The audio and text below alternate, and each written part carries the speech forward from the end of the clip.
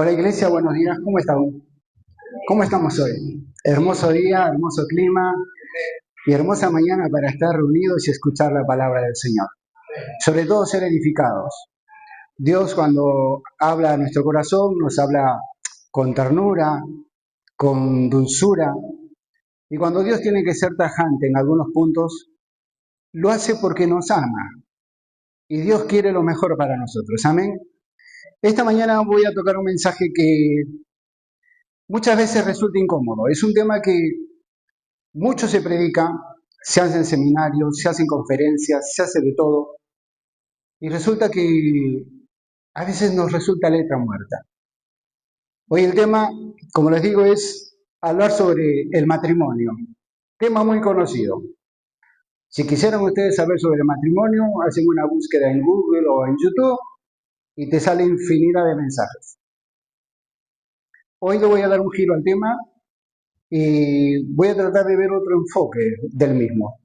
Así que he dado por titular el mensaje de hoy, Matrimonio, Guerra de Tronos. Y para esto vamos a empezar con un versículo base que vamos a tomar del libro de Génesis. Génesis capítulo 3, verso 16. Acuérdate de este número, 3:16 de Génesis. Leemos juntos, si están ahí. Génesis 3:16. A la mujer dijo, multiplicaré en gran manera los dolores en tus preñeces. Con dolor darás a luz los hijos, y tu deseo será para tu marido, y él se enseñoreará de ti. El punto central de este versículo es la última parte que acabo de leer. Y tu deseo será para tu marido, y él se enseñoreará de ti. ¿Por qué decidí tomar el título de Guerra de Tronos, Matrimonio, Guerra de Tronos? Tenemos la experiencia de la vida que, si bien Dios muestra el modelo ideal de matrimonio en las Escrituras, en la Biblia, muchas veces esto no se compagina con la realidad. El mundo sufre porque los matrimonios están venidos a menos, están en decadencia. Y tristemente esto también está afectando al cuerpo de Cristo, a la iglesia. Y entonces tenemos que ver qué es lo que está pasando respecto a este tema, tan puntual, tan puntilloso como lo es el matrimonio. Amén. Por tanto,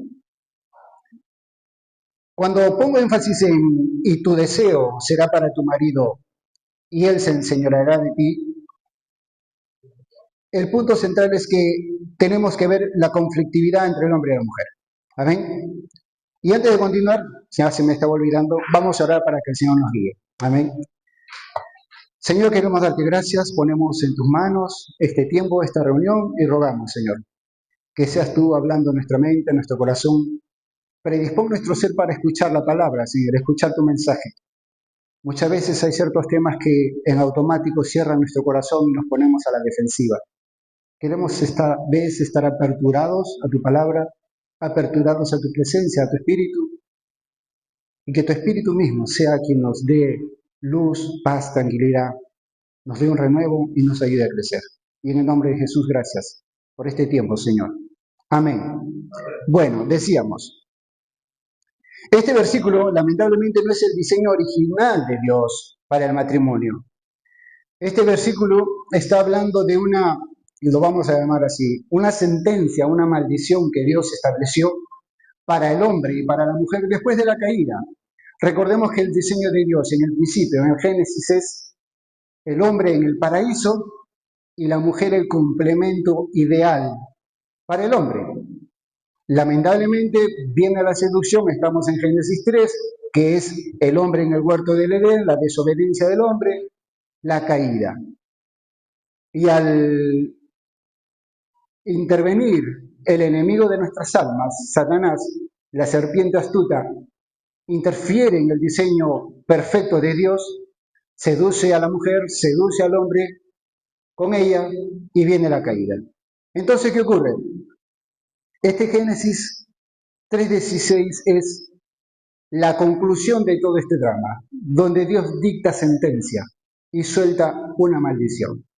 A la mujer le dice: multiplicaré en gran manera los dolores en tus preñeces, con dolor darás a luz los hijos, y tu deseo, y este es el énfasis que pongo, será para tu marido, y él se enseñoreará de ti.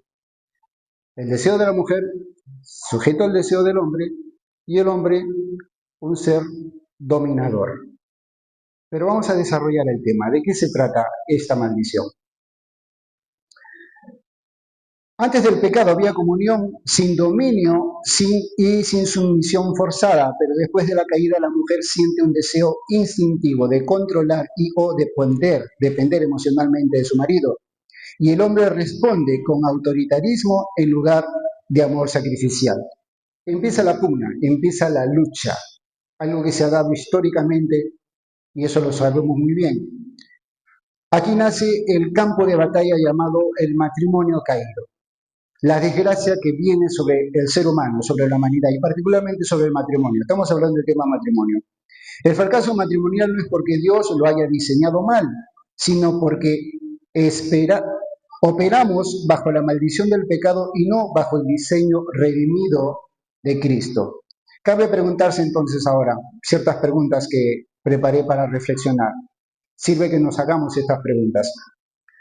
¿Cuántos de nuestros conflictos matrimoniales nacen de querer controlar al cónyuge, el deseo, o de imponer nuestra voluntad con dureza, el enseñorearse, ¿no? ¿Qué pasaría si reconociéramos que el verdadero enemigo del matrimonio no es nuestro cónyuge? El problema de mi matrimonio no es que no tengo la pareja adecuada, que tomé una mala decisión, sino que es el pecado que vive en nosotros. El enfoque lo hemos puesto mal. Veamos ahora estas dos palabras clave. Decía que el énfasis que estaba poniendo es el final del versículo que dice: y tu deseo será para tu marido y él se enseñoreará de ti. Vamos a ver dos palabras clave: deseo y enseñorearse. Deseo. Deseo viene del hebreo teshuká, esa es la palabra exacta, que implica, escucha esto, en el caso de la mujer, tu deseo será para tu marido. Deseo teshuká, que implica estirarse hacia algo o hacia alguien, el anhelo de algo o de alguien, contentamiento, deseo. Esta palabra tiene una raíz primaria llamada, que se pronuncia shuk, que significa correr detrás de o hacia algo o hacia alguien, desbordarse, rebosar. Es la idea. Está dando a entender la idea de que la mujer no podrá, curioso, no podrá vivir sin el hombre. Siempre su deseo será depender del marido, aun cuando no sea correspondido ese deseo. Siempre esta carga que puso Dios sobre ella, esta maldición. Recordemos que estamos en un versículo donde Dios sentencia a la pareja, ¿cierto?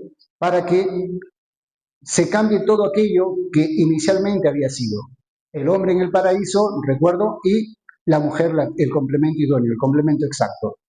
La otra palabra, enseñorear, del hebreo mashal, tiene los siguientes significantes. Pongamos atención.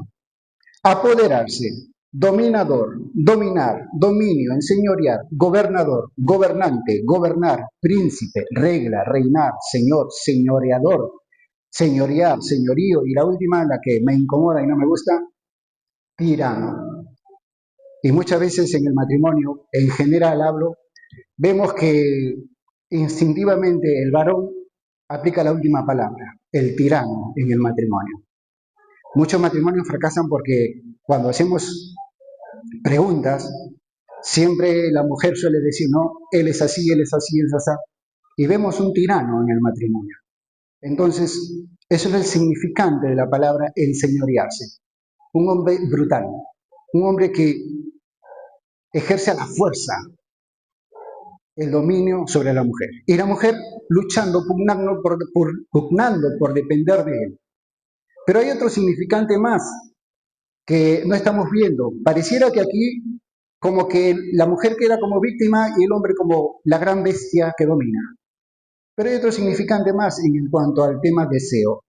Si avanzamos un poquito, Génesis 4, 7, Aparece nuevamente la palabra deseo, pero vamos a analizar un poquito el significante de esto.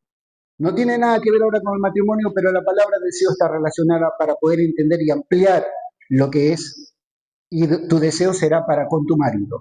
Génesis 4:7 dice, si bien hicieres, está hablando Dios con Caín después de haber tenido el problema con su hermano, si bien hicieres, no serás enaltecido, y si no hicieres bien, el pecado está a la puerta. Con todo esto, a ti será su deseo, y tú te enseñorearás de él. Aquí nuevamente aparece la palabra deseo, pero ¿sabes qué está dando a entender? Que el deseo va a intentar dominar, el deseo del el pecado, mejor dicho, va a intentar dominar al hombre. Y el hombre va a tener una lucha constante contra el pecado. Algo que nos va a poder ayudar a entender, ¿tendrás la nueva traducción viviente de ese versículo 4:7, por favor? Para que podamos verlo y entenderlo mejor. ¿Sí? Génesis 4:7 en la nueva traducción viviente. ¿Está? Dice, leamos esto juntos. Serás aceptado si haces lo correcto, pero si te niegas a hacer, pero si te niegas a hacer lo correcto, entonces ten cuidado. El pecado está a la puerta, al acecho y ansioso por controlarte. Es lo que está hablando acerca del pecado. El pecado está deseando controlar al hombre, ¿cierto? Controlarte. Con todo esto, al acecho y ansioso por controlarte.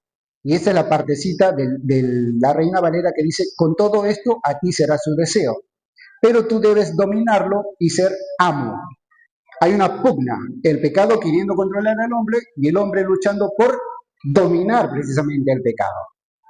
Ese significante, si lo trasladamos al texto que acabamos de iniciar, 3:16 de Génesis, puedes poner el 3:16 en la misma versión, por favor. Lee y sorpréndete cómo lo significó la nueva traducción viviente, que se acerca más al significante de esta palabra. ¿Lo tienes ahí? Dice, luego le dijo a la mujer, haré más agudo el dolor de tu embarazo y con dolor darás a luz. ¿Y qué dice? ¿Qué? Deseo. Y desearás controlar a tu marido, pero él gobernará sobre ti. Ese es el significante profundo y doloroso de la palabra deseo. No solamente es el sentido de que la mujer no puede vivir sin el hombre, que lindo fuera, sino que también lo quiere dominar y controlar.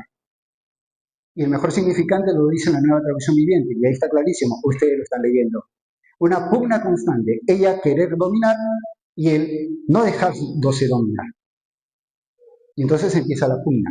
Esa es la maldición que Dios estableció. ¿Por qué? Porque en el Edén, cuando todo estaba lindo, cuando todo estaba hermoso, vino la tentación, vino el pecado, descuidaron el encargo que les dio Dios y todo se derrumbó. Todo se vino abajo. Y este 3:16 de Génesis es la consecuencia de todo eso. La sentencia de Dios para una pareja perfecta. Esto es lo que ocurre. Y esto es donde empieza aquí en el Génesis la guerra de tronos. Por eso di en titular el mensaje Matrimonio, Guerra de Tronos. Entonces, esta maldición por causa de la desobediencia genera múltiples consecuencias. Por ejemplo, y tu deseo será para tu marido y él se enseñoreará de ti. Es la determinación de tu voluntad, se someterá a tu marido y por consiguiente él te dominará. La voluntad de la mujer sometida a fuerza al deseo del hombre y el hombre imponiendo su voluntad, imponiendo sus deseos sobre ella. Pero toda la fuerza, todo negativamente, todo forzado. Bajo el hombre también, pecador y caído, la mujer ha sido más o menos que una esclava. Y eso se ve a través de la historia, lamentablemente. Tu deseo será para tu marido tiene el mismo significado que si hubiera dicho que ella no sería libre ni estaría a su antojo. Y como si hubiera dicho también, no desearás nada más que lo que tu marido desee. Es decir, tú no tienes autonomía, lo que tu marido diga, eso vas a hacer. Es duro, ¿cierto? Suena como muy machista, Y entonces, obviamente, estas cositas, cuando hay estos movimientos ideológicos que andan pululando por ahí, ahora se levantan con esta lucha del patriarcado religioso y no queremos saber nada de Dios y de esto y el patriarcado, y te salen con esa fanfarria tan tosca, tan falta de investigación. Esto era una maldición, consecuencia de la misma decisión del hombre que pecó, que faltó el respeto a Dios y no se sujetó a la voluntad de Dios. Bien, a ver, la maldición aquí describe el comienzo de la batalla de los sexos. Hombre y mujer en permanente lucha por imponerse el uno sobre el otro. Tras la caída, el marido ya no gobierna con facilidad, debe luchar por su autoridad.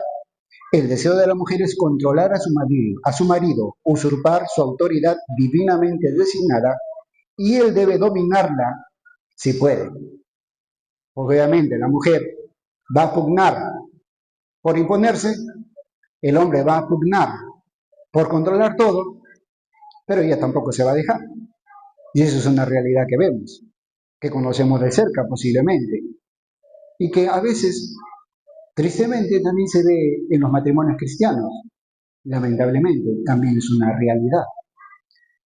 La sentencia no era una maldición para arruinarlos, sino un castigo con este propósito, para llevarlos al arrepentimiento. A ver si se dan cuenta del error que cometieron, del pecado fatal que cometieron, y buscan el arrepentimiento y volver su mirada a Dios. Tristemente, también la realidad histórica muestra que eso no sucedió, lamentablemente. El gobierno del amor fundado en el paraíso es reemplazado por la lucha, la tiranía, la dominación y la manipulación. Solo una resurrección espiritual los podría restaurar a su verdadero lugar, al hombre como autoridad espiritual y a la mujer como ayuda idónea para el hombre. La ayuda idónea, recordemos esa palabra, creo que está en Génesis 2:18. Y dijo Jehová Dios, no es bueno que el hombre esté solo, le haré ayuda idónea para él. Esto es algo hermoso, esto es algo lindo. Pero ¿sabes qué? Génesis, en el principio, Dios dio la sentencia y vino la desgracia.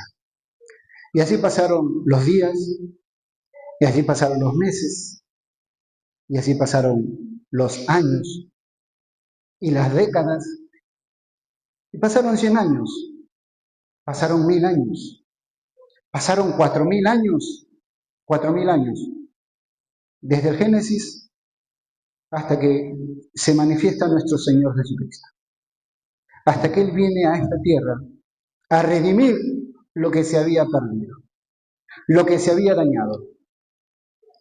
Así nació Cristo, vino y vivió una vida santa, nos redimió de esa maldición matrimonial. Ciertamente lo que Gálatas dice tiene ahora más peso. Cristo nos redimió de la maldición de la ley, hecho por nosotros maldición, porque está escrito, maldito todo el que es colgado en un madero. ¿Tienes aún la NTV? ¿Está? Ese mismo versículo, Gálatas, para entenderlo mejor, Gálatas 3:13.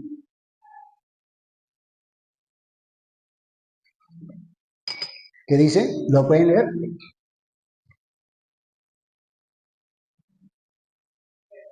3:13, Gálatas.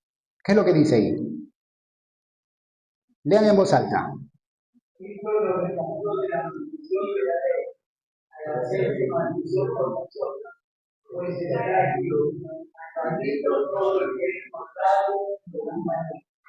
Él se hace maldición por nosotros. Recordemos que cayó una maldición sobre el matrimonio. Dios sentenció por el pecado.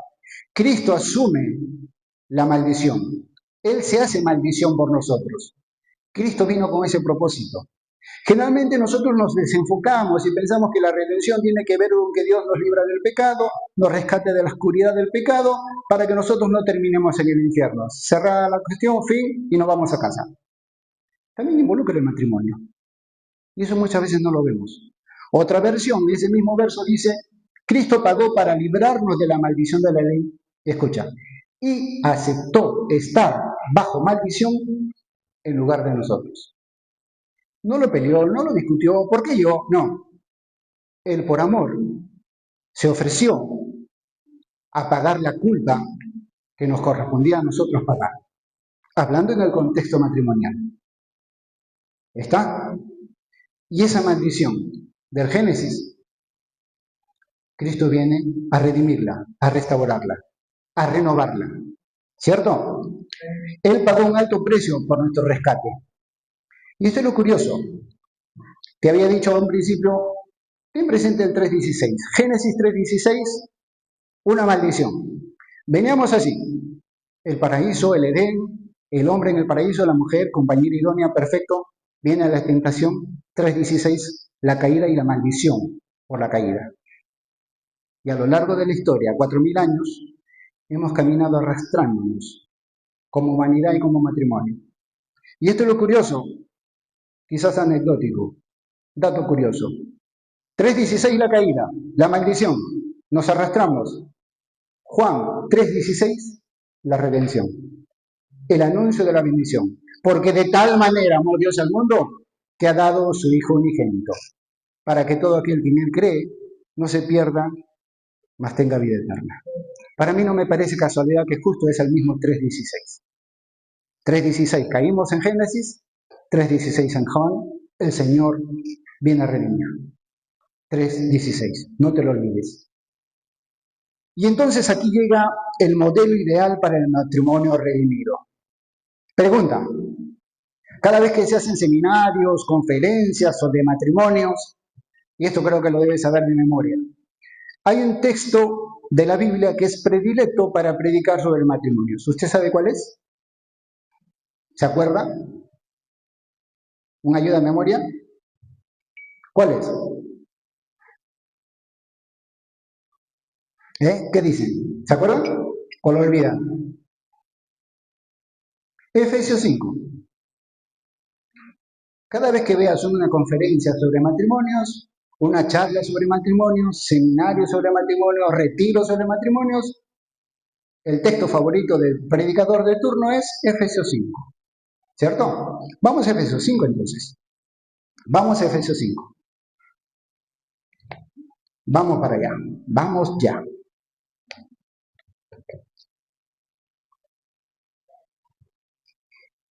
Y estamos en el versículo 22.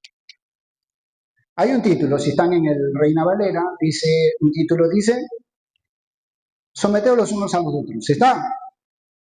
Y entonces Efesios 5, en el 22 dice, las casadas estén sujetas a sus propios maridos como al Señor, porque el marido es cabeza de la mujer, así como Cristo es cabeza de la iglesia, la cual es su cuerpo y él es su Salvador. Así que como la iglesia está sujeta a Cristo, así también las casadas no estén a sus maridos en todo. Lo hemos escuchado un montón de veces, ¿cierto? Casi que si con un poquito de entrenamiento lo podemos recitar de memoria. El texto ideal para los matrimonios. La mujer sujeta a su marido. Y los maridos qué felices escuchando eso porque, escucha la Biblia, sujétate, sujétate, sujétate. Y sacamos pecho, ¿no? Y sacamos el tirano que hay adentro, enseñorear, y la obligamos a la mujer, sujétate. Tú debes ser como la mujer de Proverbios 31. Si no, no pasa nada contigo. Pero después le dice al hombre, 25, maridos, amad a vuestras mujeres, así como Cristo amó a la iglesia y se entregó a sí mismo por ella para santificarla, habiéndola purificado en el lavamiento del agua por la palabra, a fin de presentársela a sí mismo, una iglesia gloriosa que no tuviese mancha, ni arruga, ni cosa semejante, sino que fuese santa y sin mancha. Así también los maridos deben amar a sus mujeres como así es a sus propios cuerpos. El que ama a su mujer a sí mismo se ama. Y ahí también la mujer, ¿no? Tú tienes que ser así. ¿Cómo quieres que me sujete a ti? Sí, esto no se cumple en ti. ¿Para qué entonces me reclamas que yo sea la mujer del Proverbios 31? Si tú ni uno solo de estos 4 versículos cumples. Y continúa la pugna, continúa la lucha, continúa el enfrentamiento. Y nunca nos ponemos de acuerdo. Pero aquí hay algo interesante. Cuando Cristo nos redime, es decir, nos compra y nos libera de nuestro estado caído, del pecado y la maldición, nos vuelve al estado original, el hombre en el paraíso y su esposa como la perfecta ayuda idónea, el complemento perfecto. Ese es el ideal de Dios. Cristo murió y redimió para esto también. No solamente para el individuo, la persona que sea rescatada de no terminar en el infierno, de una condenación eterna, la redención también se aplica al matrimonio. Enfocándonos en esto. ¿Qué es ayuda idónea? Y aquí viene a veces el conflicto cuando decimos, no me quiero sujetar. ¿Por qué Dios dijo que hay que sujetarse al marido? ¿Qué es ayuda idónea? Te leo. Teológicamente, ayuda idónea del hebreo eser kenegdo, algo así es la palabra, no significa subordinación, sino una aliada fuerte. Aliada fuerte. Socorro esencial y complemento necesario. Es un complemento necesario. Si la mujer y el hombre está incompleto, estamos caminando con una sola pata. ¿Sí? Derivado de ser, que significa fuerza, auxilio, describe a la mujer como un apoyo indispensable que equipara, que complementa al hombre, completándolo como su igual y contrapuesto o espejo para formar un equipo. Y esto es lo curioso. Cuando leí contrapuesto o espejo, la idea es esta. Imagínate, hombre, varón, que tienes un espejo grande, quizás un poco más grande que tú, del piso hasta el techo, y cierta inclinación de 30 grados. Y tú te paras al lado del espejo. Y puedes ver tu reflejo en el espejo, ¿cierto? Complemento. Todo lo que hagas aquí se va a ver reflejado en el espejo, ¿cierto? Levantas las manos, vas a ver tu imagen levantando las manos en el espejo. Si te inclinas, tu imagen se inclina.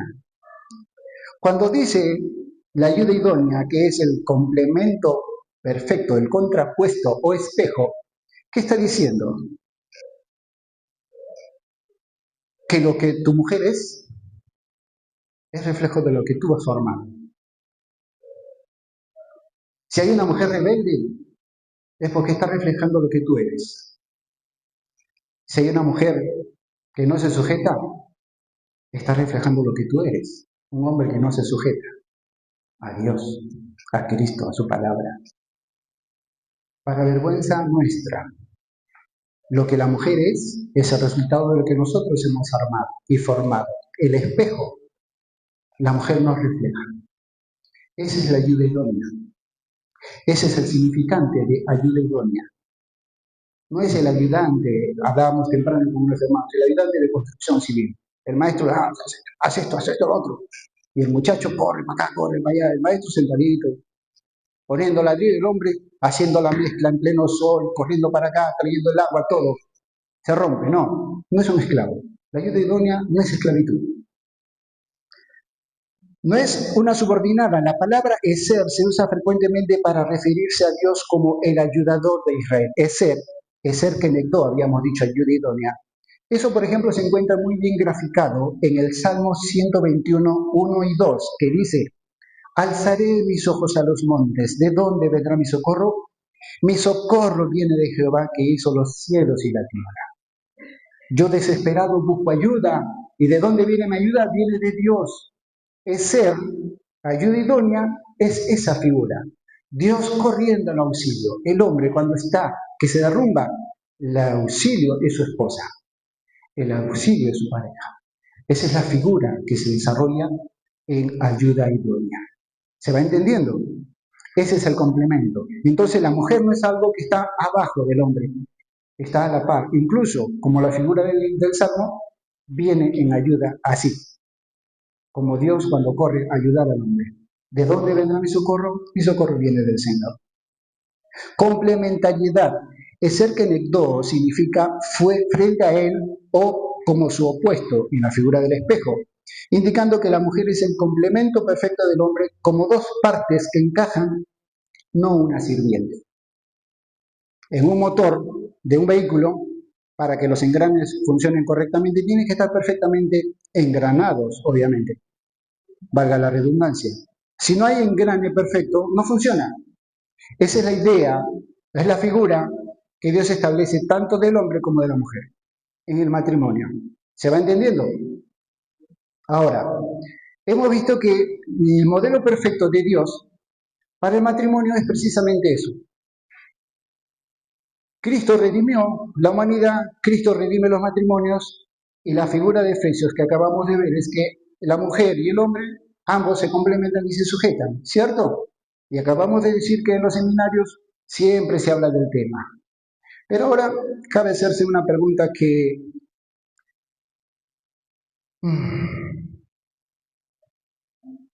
¿Por qué razón? Quizás te has hecho la pregunta y quizás no la esbozas en voz alta porque vergüenza, no lo sé. Si este es el modelo de Dios, si Cristo nos redimió el matrimonio, restauró la familia, al diseño original del Génesis, hombre en el paraíso, la mujer complementa ayuda idónea, ¿por qué ahora que soy cristiano, que tengo años quizá de casado, y Efesios habla claramente de la redención matrimonial, ¿por qué yo que estoy casado no me funciona? ¿Por qué sigo sufriendo en mi matrimonio si soy cristiano? ¿Por qué sigo pugnando en mi matrimonio si se supone que esto debería aplicarse? ¿Por qué en mi caso no funciona? O bueno, para no tomarlo tan personal, veo algún matrimonio cristiano que no anda bien. ¿Por qué? Está la palabra, está la redención. Cristo en la cruz pagó todo. Él fue nuestro reemplazo. Él tomó la maldición nuestra y ocupó nuestro lugar. ¿Por qué en mi matrimonio no funciona esto? ¿Qué está pasando? Entonces, hay una clave para entender la figura de Efesios 5. Tomemos el versículo 21. Efesios 5, 21. Si lo tiene a la vista, léalo en voz alta, por favor.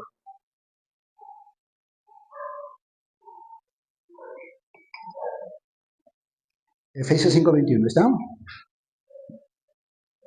¿Qué dice? Fuerte, fuerte. Sométanse unos a otros como reverencia a Cristo. Sométanse unos a otros en el temor de Dios. Lo dice Reina Valera. Entonces, aquí está la clave para poder entender Efesios 5 y que me funcione. Generalmente, cuando trato, después que pasé un seminario, lo que fuere, y Dios me habló, me toca, termino llorando, qué sé yo, y empiezo, voy a intentar practicar mi parte, ¿no? La mujer va a hacer su parte y el hombre va a hacer su parte. Pero ¿qué ocurre? Pasa que de repente, tanto el hombre como la mujer empieza a ver la contraparte.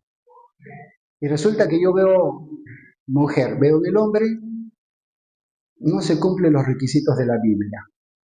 Y entonces me empiezo a retraer, me empiezo como a resistir.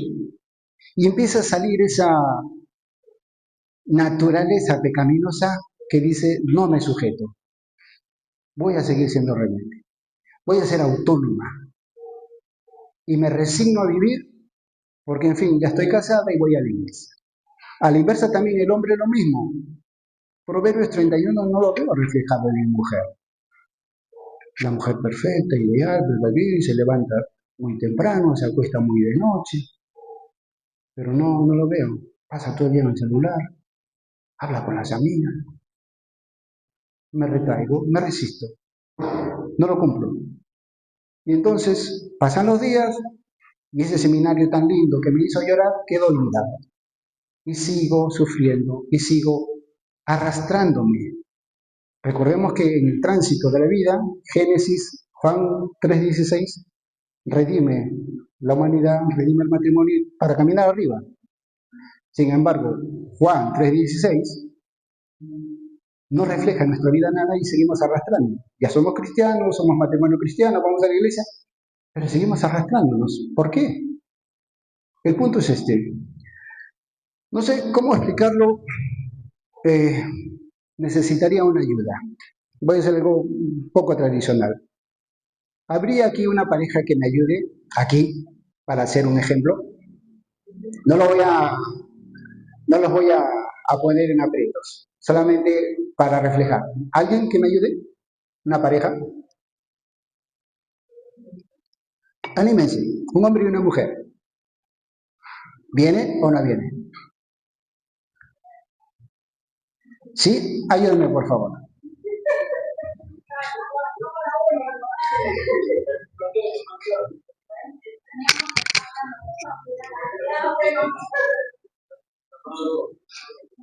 Bueno, bueno.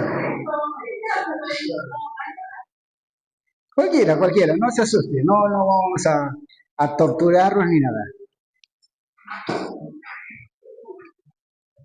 Entonces, ¿qué es lo que pasa cuando Efesios 5 no se cumple? Párate aquí mirándola a ella, tú aquí mirándola a ella. Lo que generalmente ocurre, hagamos ahora la cámara, dice. Ah, él, para que estés. No, acércate acá, más al centro. Para tirarlo. Mírense acá, mírense a los dos, mírense frente a frente.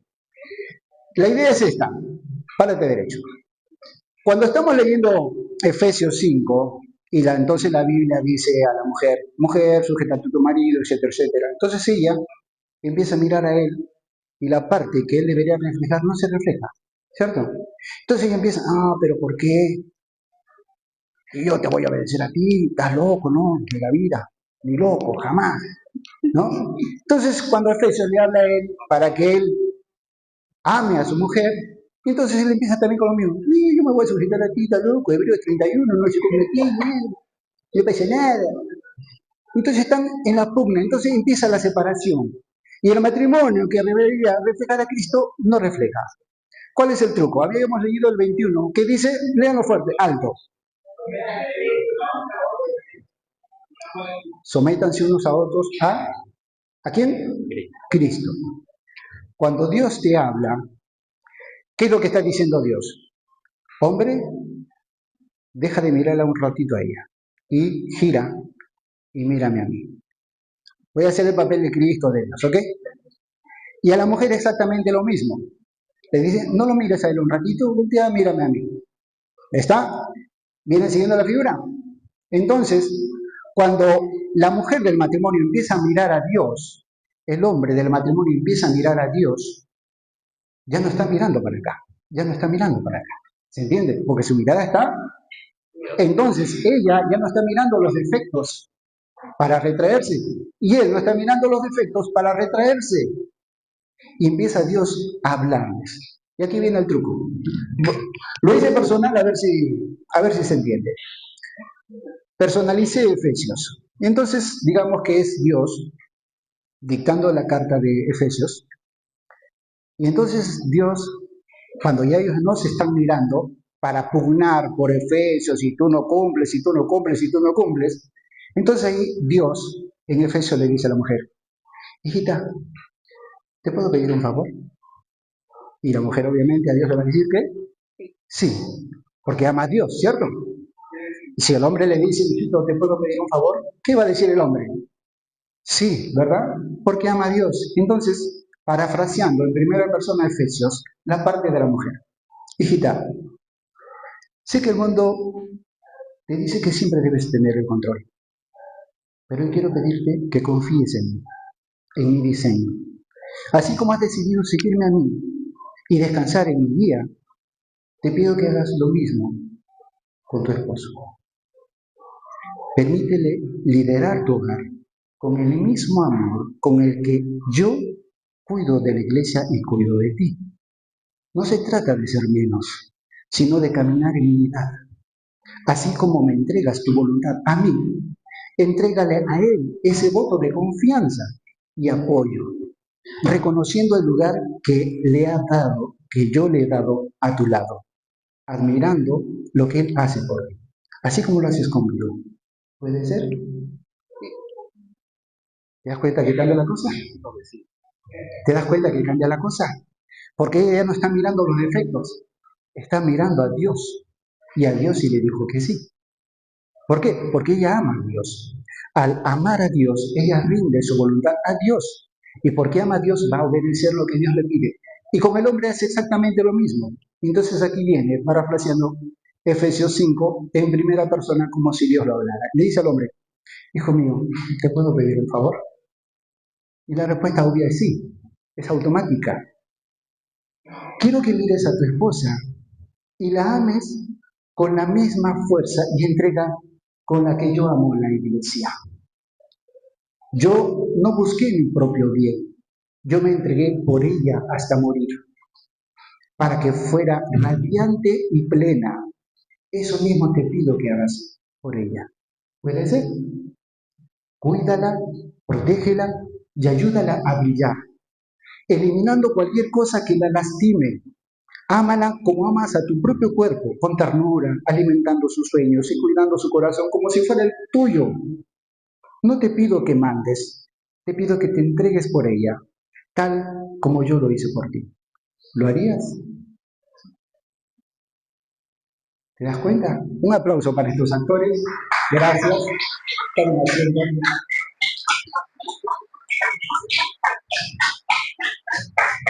Fue más claro, más gráfico y más entendible. Este es el kit del asunto para el matrimonio. Deja de mirarla a ella, deja de mirarlo a él, porque obviamente vas a encontrar un montón de defectos y aún nosotros siendo matrimonio, siendo cristianos, seguimos arrastrando defectos, seguimos arrastrando cosas que a nosotros mismos no nos agradan. ¿Sí? A veces no te pasa que haces una locura en casa, lastimaste a tu esposa, a tu esposo y después te arrepientes y te duele y hasta te cuesta decir, me equivoqué, perdón. No, ella me entiende, lo dejo pasar y que se olvide, ¿no? Y dejamos en el olvido cuando deberíamos decir y reaccionar y decir, perdón, me equivoqué, fallé. Aunque sea una tontería, aunque sea algo tan simple. Cuando empezamos a mirar hacia Dios en vez de mirar al otro para quejarme por los defectos, viste que en automático se dice que sí. Lo que Dios pide es que rindas tu voluntad a Él, a Dios. No que rindas tu voluntad en primer lugar a ella o a Él. Cuando tú rindes tu voluntad a Dios y le dices, te voy a obedecer Dios, cuando vuelves a mirar a tu pareja, ya miras diferente, porque tienes presente que Dios te pidió que lo hagas. Entonces, como me dices que amas a Dios, tú vas a empezar a hacer la voluntad de Dios. Y la voluntad de Dios es, sujétate a tu esposo, hónralo, apóyalo. Y a él le dice, ama a tu esposa, cuídala con ternura, cuida su corazón. Entonces ambos van a hacer caso, ¿por qué? Porque están haciéndole caso a Dios. No se rompe. Fíjate que mujer, hombre, Dios, la Trinidad perfecta. ¿Te das cuenta? ¿Te das cuenta? Ese es el secreto que no se dice en los seminarios y en las conferencias de matrimonio. Y es por eso que salen y la rutina vuelve. Y ocurre la magia de que cuando estamos en la iglesia somos luz. El matrimonio, modelo, perfecto. Pero cuando salimos de la iglesia, en casa somos oscuridad. ¿Por qué muchos jóvenes, adolescentes, niños se frustran? Jóvenes se van de la iglesia, no vuelven más. Porque ven eso en el padre, en la madre. En casa son oscuridad, son pleitos, son discusiones, son todo lo negativo. Pero en la iglesia somos luz, hermanito, besito para arriba, besito para abajo. Y el chico queda confundido. Y ellos que son más honestos, más claros, dicen, no voy más. Esto es hipocresía. ¿Cómo dicen que ahí en la iglesia son hermanitos para arriba y para abajo y en casa están como perros y gatos? Y eso también afecta a los jóvenes. Afecta a nuestro matrimonio, afecta todo. Afecta todo. ¿Por qué debemos saberlo? Porque aún cuando somos cristianos y somos matrimonio cristiano, nos olvidamos de mirar a Dios primero. Dios es el que dicta, y si yo amo a Dios realmente, me sujeto, me someto a Dios. Y yo me voy a someter por voluntad y por amor. ¿Cierto o no cierto? Y así como yo amo a Dios, cuando yo vuelvo a ver a mi esposa, ya no estoy viendo los defectos. Señor, tú me lo pediste. Ojo, quiero aclarar también que esto no va a ocurrir si lo practicas hoy, no va a ocurrir mañana. Porque vamos a ir dando tumbos, es un proceso de aprendizaje, toma tiempo, pero va a depender de cuánto cedes a la voluntad de Dios. ¿Está? Si tú te resistes aún de esto, no hay mucho más que hacer. Seguirás sufriéndolo, lamentablemente. Este es el propósito de Dios para el matrimonio. En este tiempo hay algo que no mencioné. Fíjate esto. Voy cerrando con esto. A ver si lo encuentro rápido. En el mundo, la tasa de divorcios en el mundo es aproximadamente de entre 34 y 35% de divorcios. El Instituto Barna, que es un instituto cristiano que trabaja en estadísticas, hizo un sondeo en los matrimonios cristianos en Estados Unidos. Y así como el dato de los matrimonios seculares muestra que es entre 34 y 35% de divorcios, encontró que en los matrimonios cristianos en las iglesias la tasa de divorcios es de 32-33, casi lo mismo que el mundo. El matrimonio cristiano está fracasando porque nos hemos olvidado lo más importante: mirar a Dios, mirar a Cristo, mirar su gloria, mirar su gracia. Ahora, ese mismo dato estadístico menciona que si un matrimonio, si un matrimonio cristiano está muy comprometido con Dios y permanece en la iglesia y está activo en la iglesia, comprometido en la iglesia, la tasa de divorcio desciende hasta un 25%. O sea, ¿va a haber divorcio? Sí. El significante es que cuanto más se comprometen con Dios, la propensión a un divorcio es menor. ¿Se va entendiendo? Pero es doloroso saber de que la tasa de divorcios en cristianos nominales es casi igual como afuera en el mundo. Encontré una información de Argentina: de cada 100 matrimonios, 53 terminan en divorcio. Es alto. Podríamos decir, sí, es el mundo, en fin. Pero los cristianos, ¿por qué tenemos que reflejar esos mismos números? ¿Qué nos ha pasado? Nos hemos desconectado de Dios. Nos hemos desconectado del Señor. Entonces, debemos considerar nuestro caminar, debemos considerar nuestra vida y debemos pensar qué hacemos de ahora en más con nuestro matrimonio. La intención de Dios es que seas luz, sal en tu matrimonio. Dios no se complace en que estemos rompiendo como rompe el mundo. Para eso nos llamó a una vida diferente, a una vida de transformación, de cambio. ¿Está? Entonces, la intención de Dios es que nosotros vivamos en orden, reflejando su gracia, su gloria, pero en orden correcto, porque también hay un fenómeno dentro de las estadísticas. Matrimonios cristianos que, bueno, es la palabra matrimonios, parejas que se dicen cristianas, pero que no están formalmente casadas. También el porcentaje de separación es alto. O también lo mismo cuando uno es cristiano y el otro ¿no? Cuando no hay la ayuda idónea, cuando el hombre escogió casarse con una mujer no de fe, o a la inversa, la mujer que se casó con o se compromete con un hombre que no es de fe, ¿no? La clásica: no, yo cuando lo conozca se va a convertir conmigo, y sufres 20, 30, no sé cuántos años. La intención de Dios es que reflejemos su gloria, que cambiemos la mentalidad, que empecemos a mirar al Señor para entender que con Dios sí se puede llevar un buen matrimonio. No va a haber perfección, recuérdalo, pero Dios se va a glorificar si decides no exigirle a tu pareja que someta su voluntad a ti, sino tú decides someter tu voluntad a Dios. Amén.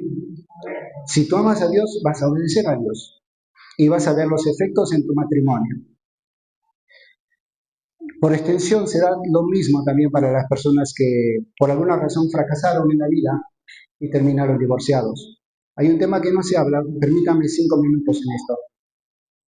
Hay un tema que no se habla, viste que a veces en el cristianismo somos así muy cuadriculados y decimos: La única causalidad de divorcio, la Biblia dice, es el adulterio, ¿cierto?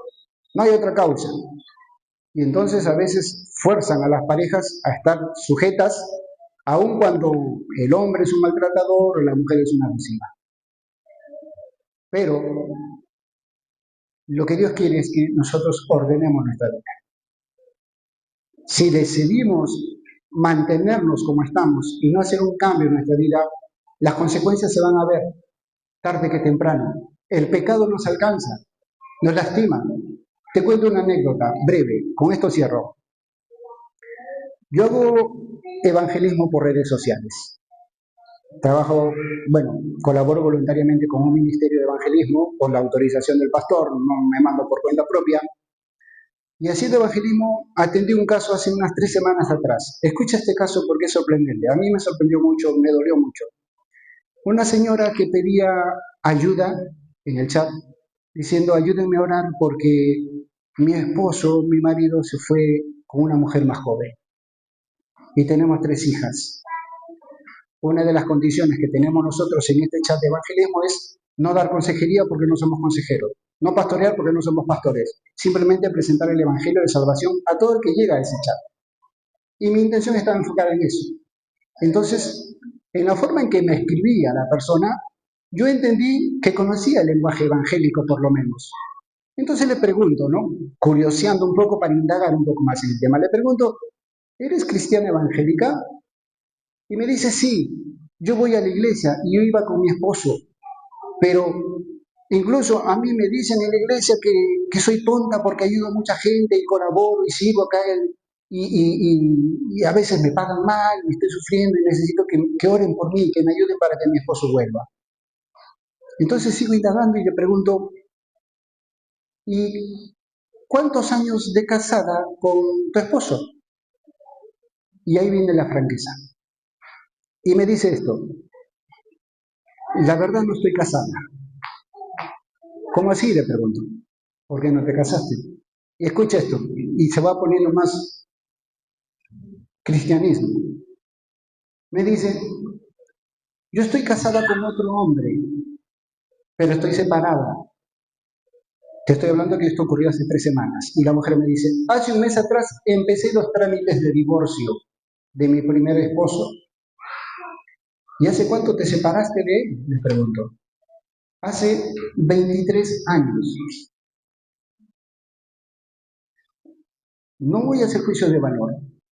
Ella era una mujer que había estado casada y hacía 23 años atrás se había separado del primer marido, del primer esposo, pero no había simplemente regularizado el tema del divorcio. Independientemente de los que juzgan si te divorcias o no te divorcias, vamos a la realidad humana, porque es una realidad en las iglesias. Ella se había separado, no había regularizado el tema del divorcio y se volvió a juntar con otro hombre. Y entonces, en su desesperación, ella llega a decir, ¿no? En la iglesia me han dicho que es en él una maldición generacional, por eso se fue con otra mujer. Y después me dice, pero yo pienso que a él le han hecho brujería, esa mujer le hizo brujería, por eso se fue con ella. Y entonces me pongo a pensar un poquito antes de responder y le pregunto, ¿estás segura de eso? Le digo, hay algo que, déjame ser franco, y no para juzgarte, no para condenarte, pero Santiago dice que la concupiscencia empieza en el corazón. Y si tu marido actual se fue con otra mujer es porque ella consentía eso en su corazón desde hace rato. Y simplemente es la consecuencia de dar pie al pecado. Olvídate en este momento de las maldiciones generacionales, olvídate de la brujería, porque la brujería no tiene más poder que Dios. Es simplemente la palabra. Cuando le muestro la palabra, ella empezó a bajar la guardia y se fue dando cuenta. Entonces, ¿qué es lo que pasa? Ella intentó llevar bien su vida. Matrimonio, una relación con una pareja, los dos iban a la iglesia, pero no había regularizado su estado. Tarde que temprano el pecado la alcanzó 23 años después. Tú dirás, pero ¿por qué Dios no la guardó? ¿Por qué Dios no la ayudó? Oye, yo también me puse a pensar lo mismo y dije, Señor, ¿por qué no la ayudaste en estos 23 años? ¿Y sabes qué entendí? Dios me llevó a entender esto. La esperé 23 años para que regularice sus papeles y no lo hizo. Y estaba en la iglesia y servía según lo que me dijo. Tanto así que hasta le decían, eres tonta, ¿por qué ayudas demasiado? Pero no tenía regularizado su estado civil. Tarde que temprano este pecado le alcanzó y ahora pedía ayuda. Había empezado un trámite de divorcio cuando ya era tarde, el hombre se había ido con una mujer más joven. Es importante no solamente estar en orden espiritual con Dios, con Cristo, sino toda nuestra vida también en orden. Correctamente casado, todo en orden. Y así, porque tarde que temprano el pecado no. ¿Dios es amor? Sí. ¿Dios es perdonador? Sí. Pero Dios no consiente el pecado, sepámoslo bien. ¿Sí? ¿Amén? ¿Se está entendiendo? ¿Se tiene claro? Bueno, el propósito de Dios es que lo mires a Él. El mensaje de Dios para tu matrimonio es que lo mires a Él. Que si hay algo no está en orden en tu vida, lo empiezas a ordenar. Si Dios hasta aquí te tuvo paciencia, no abusemos de la paciencia de Dios. Ordenemos todo. ¿Sí? Cumplamos con Dios para llenarnos más de su gracia. Para que realmente nuestro matrimonio sea luz, sea sal en medio de las tinieblas. Para que podamos ser modelo. ¿Está? Entonces, yo te invito a que nos pongamos en pie hoy y vamos a darle gracias a Dios. Si el mensaje realmente ha llegado a tu vida, a tu corazón, pídele a Dios que te ayude. Si posiblemente ya, como decía, ya tu tiempo pasó, estás, qué sé yo, eres padre soltero, madre soltera, no dejes de creer en el amor, no dejes de creer en el matrimonio.